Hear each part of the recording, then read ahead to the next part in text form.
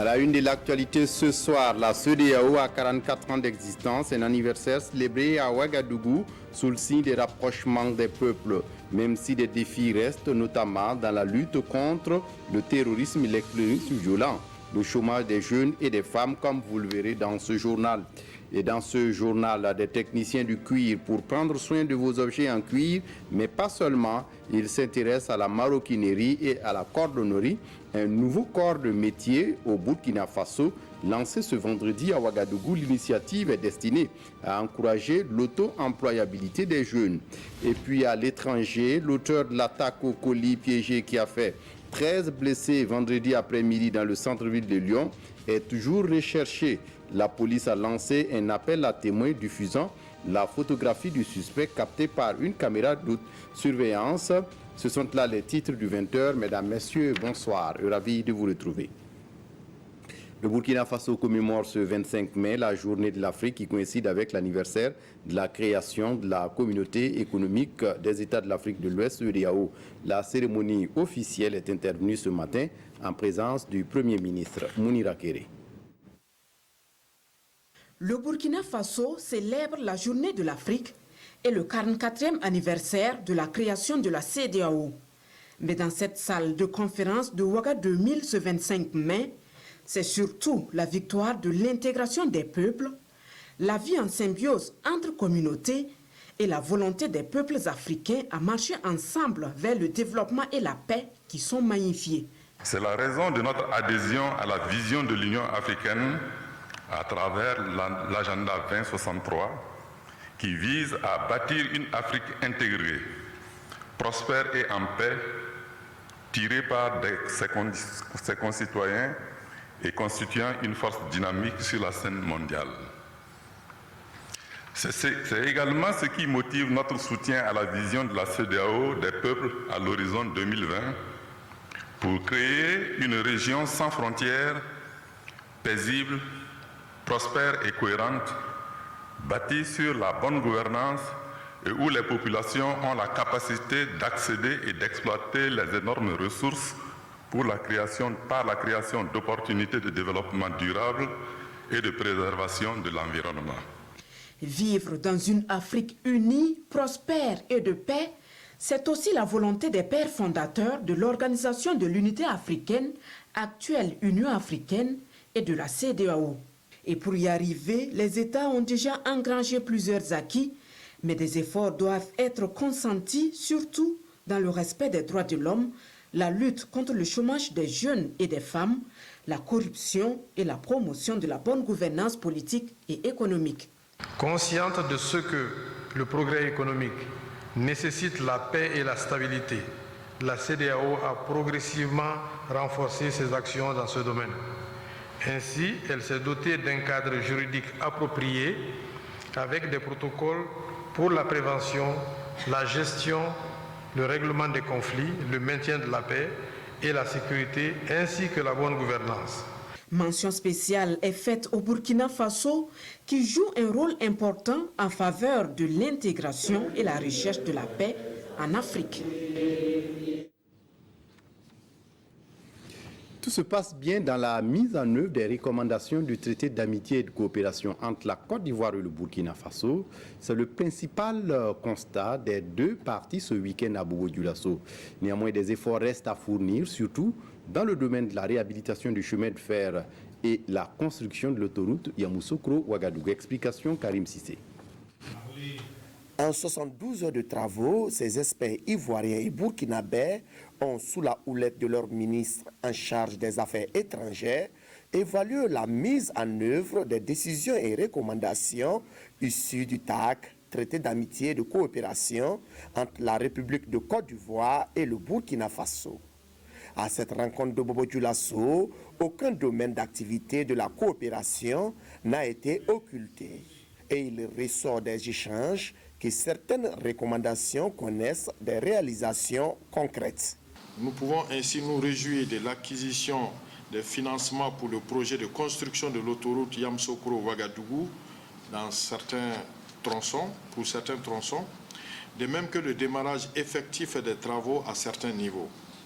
Dans le domaine de la sécurité, je voudrais saluer la fructueuse coopération entre nos deux pays qui a permis d'aboutir à des résultats appréciables, notamment en matière de lutte contre le terrorisme.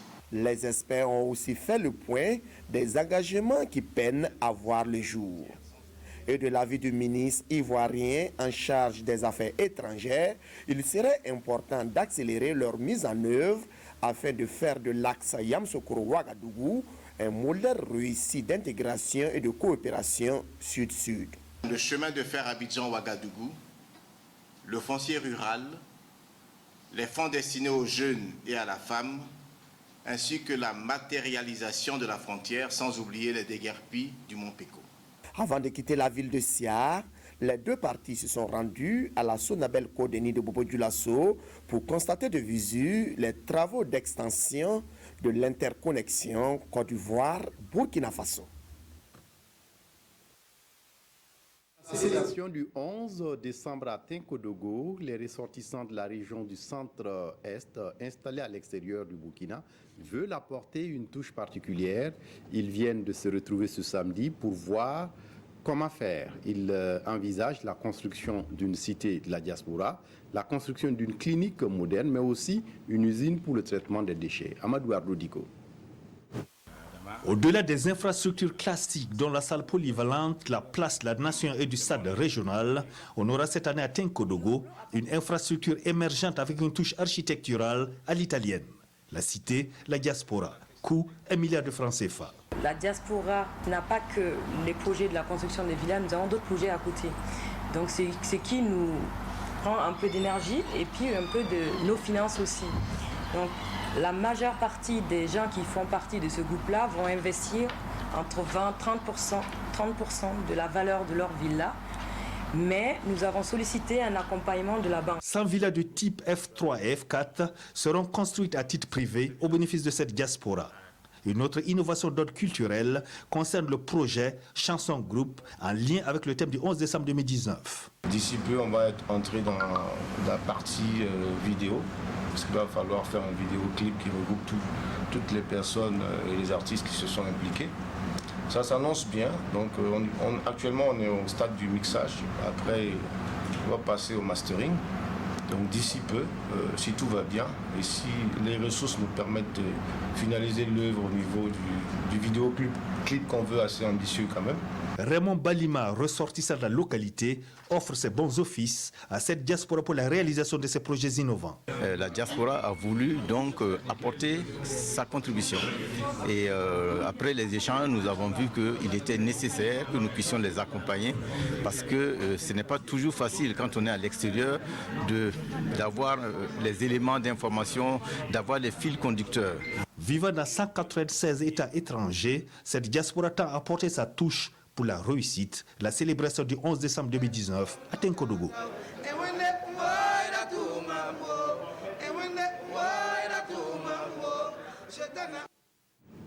Et puis, avant de poursuivre, une délégation gouvernementale a rencontré ce matin à Bobo-Dioulasso les élus locaux, les leaders coutumiers et religieux, ainsi que les forestiers. Les échanges ont porté sur le choix du site qui doit abriter le futur hôpital de référence de Bobo-Dioulasso et concernant l'actuel site de la forêt de Kwa. La décision a été prise de mener une étude d'impact environnemental avant la mise en œuvre du projet. Nous reviendrons dans nos prochaines éditions plus en détail sur cette information. Pour réduire le chômage des jeunes au Burkina Faso, il faut bien travailler à adapter la formation aux emplois. C'est la conviction de la Commission de la jeunesse, de l'emploi, de l'éducation et de la culture de l'Assemblée nationale. La Commission vient de tenir un débat sur la question. Au terme des échanges, il ressort qu'il faut bien insister sur le rôle des acteurs pour des propositions idoines. Ismaël Diloma Sirima. Une rencontre d'échange et de réflexion sur la thématique de l'employabilité des jeunes. Elle réunit les acteurs de différentes couches sociales. Ensemble, ils doivent adopter des recommandations en vue de réduire le chômage au Burkina Faso. Lorsque le jeune finit sa formation et qu'il veut être employé, on remarque qu'il n'y a pas assez de disponibilité. Donc le taux d'absorption des jeunes formés est faible par rapport au nombre de personnes qui sont formées. Donc la conférence que nous venons poursuivre va encore poser un diagnostic pour permettre aux députés de l'Assemblée nationale et aussi aux autres invités de mieux s'imprégner de cette problématique-là, d'avoir des éléments scientifiques et également de pouvoir échanger pour en sortir des pistes de solutions. Cette initiative est un partenariat entre l'Assemblée nationale du Burkina Faso et le Centre parlementaire canadien. Elle s'inscrit dans le plan stratégique de l'Assemblée nationale pour l'essor de la jeunesse burkinabé. Et voici une initiative qui va dans ce sens, des techniciens du cuir pour prendre soin de vos objets en cuir. Mais pas seulement, ils s'intéressent à la maroquinerie et à la cordonnerie. Ce nouveau corps de métier au Burkina Faso vient d'être lancé ce vendredi dans l'après-midi au village artisanal de Ouagadougou. L'initiative aide l'ONG Africa Vision International et est destinée à encourager l'auto-employabilité des jeunes. Ici, la formation de 2 ou 3 ans est ramené à 45 jours ouvrables, de sorte à rendre l'apprenant plus apte et plus efficace. Alissa Sanfo. Les métiers du cuir n'ont plus de secret pour eux. Et avec eux, c'est le métier de technicien du cuir qui naît au Burkina Faso. Il leur aura fallu 45 jours au bon soin de l'ONG Africa Vision International pour être apte à ce métier. Et pour les apprenants, c'est un jour nouveau qui se lève. Nous avons appris à fabriquer des chaussures en cuir, des ceintures, des pochettes d'âme, des sacs à main. Avant, je me débrouillais, je ne peux pas dire ce que je faisais, avant je me débrouillais. Mais maintenant, depuis que j'ai rentré dans ce métier, je suis tellement heureuse, je suis tellement contente. Et à travers cette initiative, l'ONG Africa Vision International veut faire comprendre à tous qu'à cœur vaillant, rien n'est impossible. C'est des gens qui ont entre 5 à 10 000 francs par jour de recettes. Vous voyez le sac qu'ils portent là? Demandez-les, ils n'ont que des chaussures, des ceintures dedans qu'ils vendent. Voilà, tout ce qu'ils fabriquent, ils font sortir. Voilà, ils ont 5 à 10 000 francs par jour. Moi, peut-être, je n'ai pas ça par mois. Et réduire le chômage des jeunes. Le ministère en charge du commerce n'en attendait pas moins. Aujourd'hui, pour parler d'auto-emploi, il faut se donner les moyens pour que ceux qui veulent s'auto-employer aient les capacités pour le faire. Et une telle formation permet donc de renforcer leurs capacités. Parce que l'auto-emploi sous-entend qu'on maîtrise un métier, sous-entend qu'on a une formation, sous-entend qu'on sait faire quelque chose. Promotion Rockma Christian Kabouré, c'est leur nom de baptême. Ils promettent ici détermination et persévérance pour tirer leur épingle du jeu et répondre à leur nom de baptême. À cette sortie de promotion, l'ONG a aussi décerné le grand prix du grand bâtisseur au président du Faso et reconnu le mérite de tous les partenaires qui l'aident à accomplir son vœu de zéro chômage au Burkina Faso. Une compétition pour détecter des jeunes talents porteurs de projets innovants utilisant les technologies de l'information et de la communication pour résoudre des problèmes actuels. C'est le concours génétique initié par le ministère en charge de l'économie numérique. Plusieurs catégories sont concernées, notamment la santé, l'agriculture et la protection de l'environnement. Ismaël Diloma Sirima.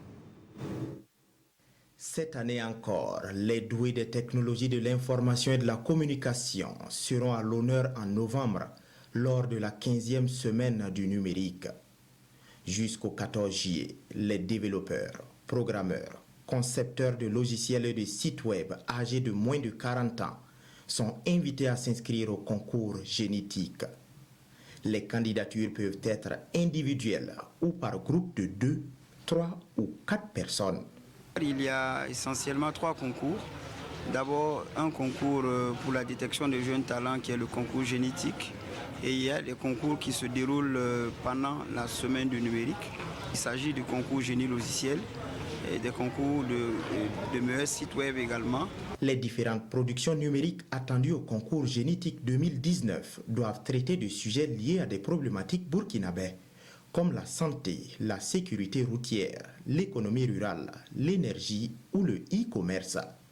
Les jeunes burkinabés ont du talent, donc il est bon de stimuler leurs innovations et c'est ce que nous recherchons à travers donc, ces concours. Et aujourd'hui, il est plus que jamais important, je dirais même c'est une obligation, c'est une question de souveraineté pour nous que nous arrivons à consommer local. Et pour consommer local, il faut bien sûr se baser sur l'expertise nationale. Les inscriptions peuvent se faire déjà sur www.concours-innovation.bf. Sur cette plateforme, les éventuels candidats ont droit également aux règlements qui conditionnent les différents concours. Des hommes d'affaires franco-burkinabés regroupés au sein de Hero Cham, une plateforme de rencontre et de discussion entre communautés des affaires européennes et burkinabées. Elle vient d'organiser ce 14 mai une rencontre pour discuter autour de partage d'expériences. Frédéric Etienne Bassenga. Madame Jeanne d'Arc Baketa, ici à l'image, étudiante de 3e cycle en nutrition, prend le pari de préparer en vue de soutenir une thèse de doctorat sur le Mongbing et le Clean Shield, deux alicaments dont les vertus nutritionnelles ne sont plus à démontrer. Mais ici, il est question particulièrement de confirmer scientifiquement si ces alicaments peuvent être utilisés pour soigner des maladies telles les ulcères et les lithiases, encore appelées calculs rénaux. Nous connaissons par la littérature que le Mongbing et le Clean Shield pourraient vraiment contribuer à améliorer l'état de santé parce que ça régule le pH intracellulaire. Nous aurons à travailler avec des cobayes de laboratoire, les souris de laboratoire. Et si le comité d'éthique nous permet, nous allons évoluer vers les malades pour voir comment leur état va s'améliorer. L'UFR SVT de l'Université de Ouagadougou accompagne l'étudiante qui n'en est qu'au début de ses travaux. Nous pensons donc que déjà les apports nutritifs de ces deux alicaments pourraient donc améliorer la santé des consommateurs. Et comme c'est un début, il y a pas mal de travaux à faire. Et nous comptons en tout cas au cours des 4 années à venir voir ce que ça peut donner comme résultat scientifique. Nous voulons voir est-ce que ça va améliorer l'état nutritionnel et aussi est-ce que ça va améliorer l'état de santé des consommateurs. Le promoteur national du Mongbing, le Lalé Naba Tigré, lui se réjouit de l'initiative. En tant que promoteur, on dit les meilleures choses qui soient, mais quand la science confirme en tout cas l'intérêt d'un aliment qui est aussi un médicament, je pense qu'il appartient à toute la population de consommer le Mongbing pour préserver leur santé. L'aboutissement de la thèse de Madame Baketa devra créditer davantage, voire apporter une valeur scientifique certaine au Mongbing et au Clean Sheet pour leur usage dans le domaine médical, et ce sera alors une première. Il s'agissait ici du Mongbing, une légumineuse qui a fait récemment son apparition au Burkina Faso. Plusieurs vertus sont attribuées à ce haricot originaire de l'Inde.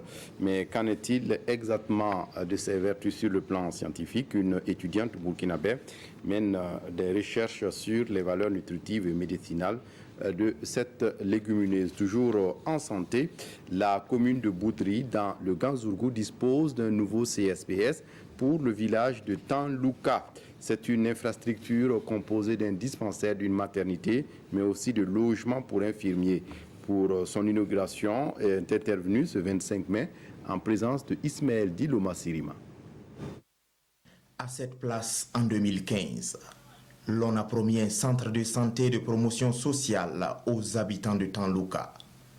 C'est désormais une promesse tenue avec ce dispensaire et cette maternité.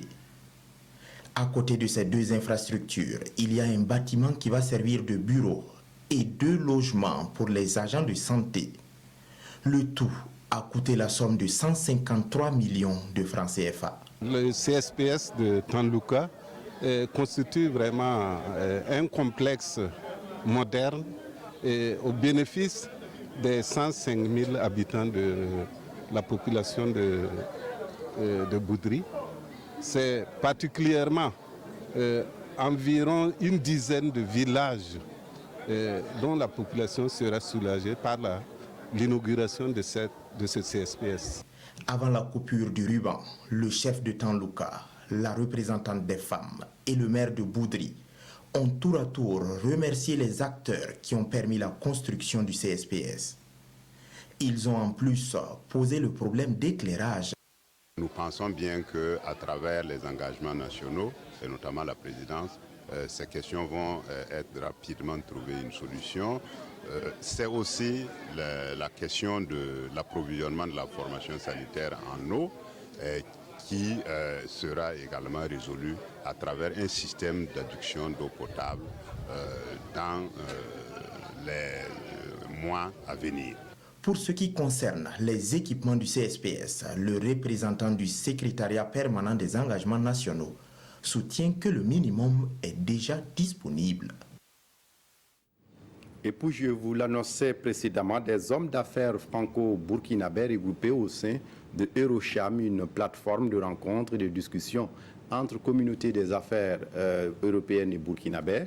Elle vient d'organiser ce 14 mai une rencontre pour discuter autour du partage d'expériences. Frédéric Etienne Bassenga pour les détails. La Chambre européenne de commerce Eurocham veut faciliter les échanges commerciaux et améliorer le climat des affaires au Burkina.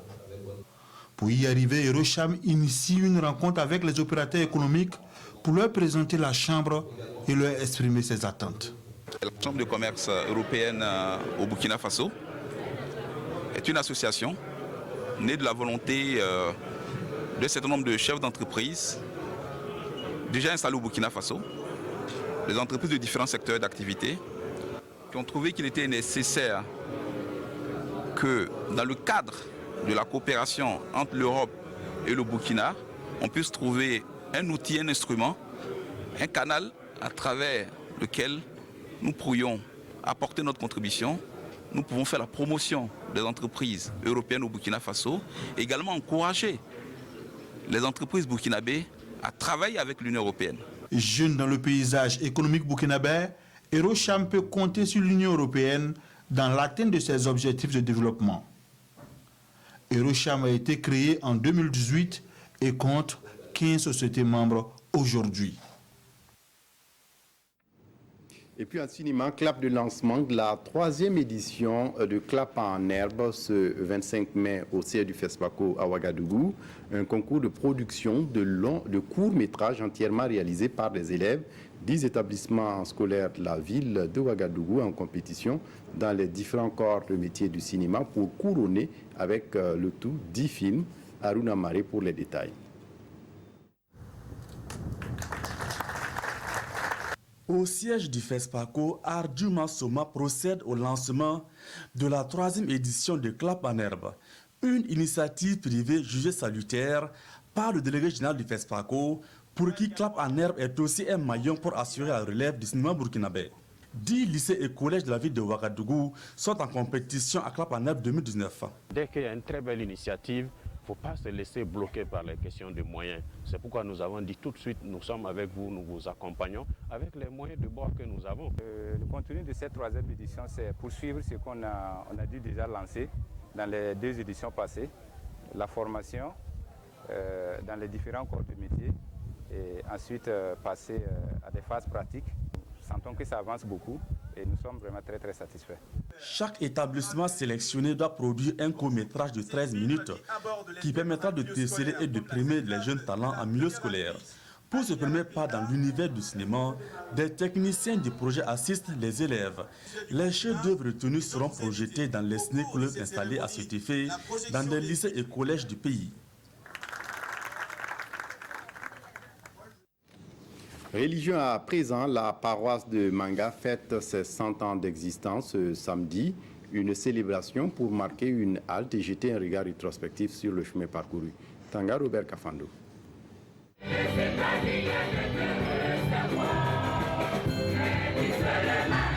Voilà 100 ans que Monseigneur le Maître donnait naissance à la paroisse de Manga.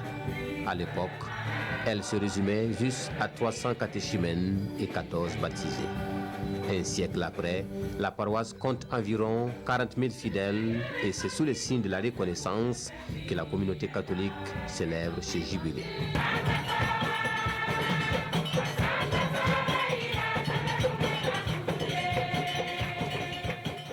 En plus de ces baptisés, nous avons beaucoup de personnes qui ont rencontré le Christ dans les différents sacrements. Action de grâce encore pour le fait qu'ici à Manga, si ailleurs, ils invoquent le problème religieux pour se bagarrer, pour se diviser. Nous, ici à Manga, nous sommes unis. Et nous rendons grâce au Seigneur pour le fait que toutes les professions religieuses qui vivent à Manga vivent dans un esprit d'unité, dans un esprit de compréhension mutuelle, dans un esprit de fraternité. Reconnaissance à Dieu, mais aussi à tous ceux qui se sont donnés corps et âme dans la mission de l'évangélisation. Nous avons été honorés. Nous souhaitons que les jeunes aient la vocation de s'engager afin que la communauté s'agrandisse davantage. Désormais, la communauté catholique de Manga se tourne vers l'avenir avec un engagement plus ferme dans l'autoprise en charge et la relance de l'œuvre de l'Évangile. La célébration de la paroisse a réuni au-delà des fidèles de Manga, les ressortissants de la zone et leurs parents à plaisanterie de Saponé, ainsi qu'une représentation de la communauté catholique de Navrongo au Ghana.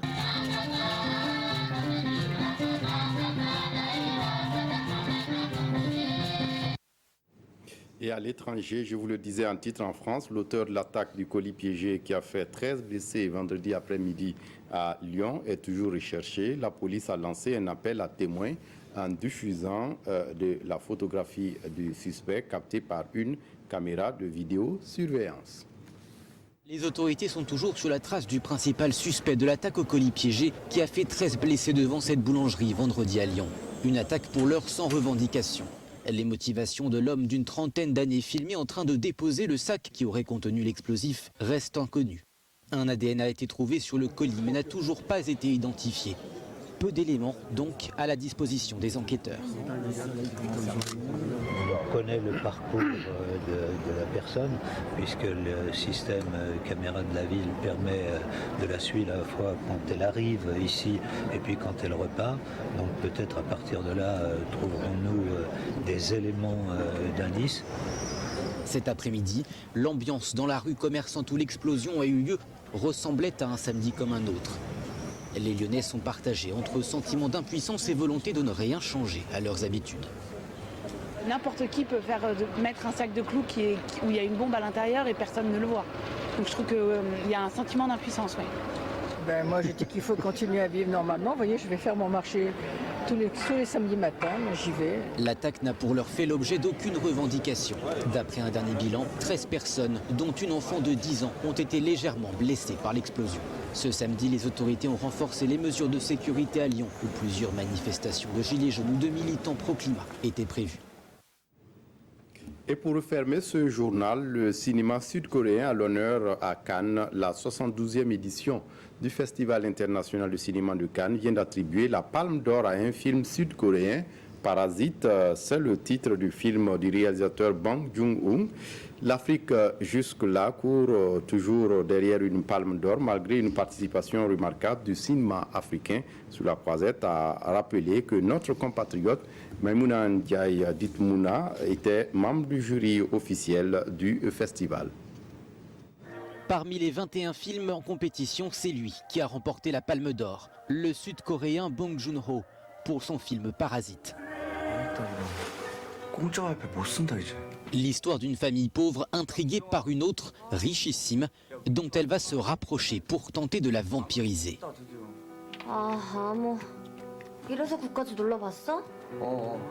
Dans le reste du palmarès, le prix d'interprétation féminine revient à l'actrice britannique Emily Beecham pour Little Joe. Toujours pas de Palme d'Or donc pour Pedro Almodóvar, mais un lot de consolation. Le prix d'interprétation masculine a été attribué à celui qui joue le double du réalisateur dans son dernier film Douleur et gloire, Antonio Banderas. Voilà, on s'arrête là pour ce journal. Merci de votre attention. Très bonne suite de programmes sur la RTV. Au revoir.